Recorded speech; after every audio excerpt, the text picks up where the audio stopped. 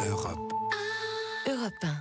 On va commencer par le son du jour. Et on pourrait même dire par la question qui agace. Philippe, elle a été posée hier en Inde à Emmanuel Macron. C'était lors d'une conférence de presse. Monsieur le Président, est-ce que vous pourriez me donner votre définition du mot privé? Puisqu'hier, il y avait beaucoup de caméras, beaucoup de photographes pendant votre visite privée du Taj Mahal. Je tiens à vous remercier de l'intérêt de votre question après une visite de 3 jours dans un pays comme l'Inde.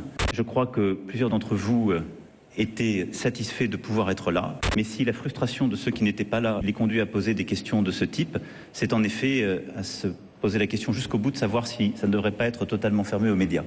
Mais je tiens vraiment à vous remercier pour la grande qualité dont vous venez de faire preuve.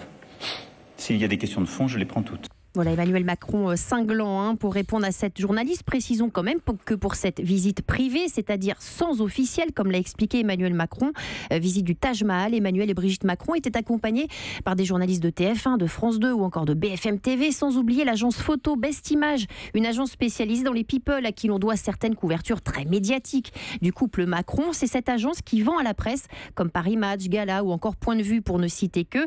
Et les photos du couple présidentiel au Taj Mahal sont d'ailleurs en vente en une de leur site. Alors ils seront peut-être là. Qui sont les personnalités préférées des 7-14 ans? Eh bien c'est le palmarès du journal de Mickey qui dévoile sa grande enquête annuelle Ça fait réalisée tout le monde la référence. par Ipsos Media. Verdict numéro 1, Big Flo et Oli, le duo de rappeurs toulousains, les deux frères, qui font une entrée fracassante dans ce top directement à la première place.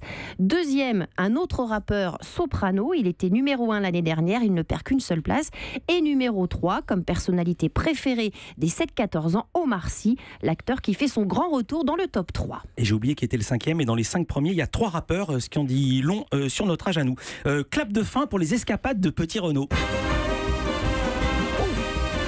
Et oui, France 5 arrête l'émission en pleine saison. Les escapades de Petit Renaud, l'émission de cuisine qui sillonnait la France depuis 11 ans maintenant, s'arrête à la fin du mois de mars. C'est un peu brutal. Jean-Luc Petit Renaud, on le rappelle, avait cédé sa place pour raison de santé à Karine Tessandier au mois de juin dernier.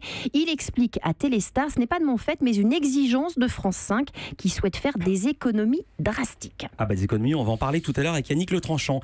Un JT, nouvelle formule sur TF1. C'est la fin de ce journal. Je vous retrouve dans une courte minute pour votre mag. Et c'était donc hier soir sur TF1, le nouveau rendez-vous d'après JT concocté par la Une dans la foulée du journal et après une coupure pub d'environ 1 minute 30. Gilles Boulot a donc lancé un reportage en immersion aux urgences vétérinaires qui avait comme un air de déjà-vu car on retrouvait le même médecin que dans la série documentaire Vétérinaire, leur vie en direct diffusée l'année dernière le dimanche après-midi. Au bout d'un peu plus de 5 minutes de reportage, Gilles Boulot a donc passé la main à Evelyne Delia pour la météo. Bref, un 20h le Mac très feel good, pas anxiogène. Les animaux de compagnie, on le sait, ont un fort capital de sympathie. TF1 expérimente cette formule jusqu'à cet été. Un mot évidemment des audiences. Est-ce que ça a marché ou pas? Eh bien, il y avait quasiment 6 millions de personnes devant le JT de 20h, formule classique, j'allais dire, puis 700 000 de moins pour le 20h le Mag.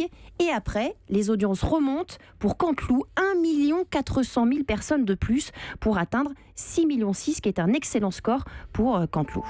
Europe. Europe 1.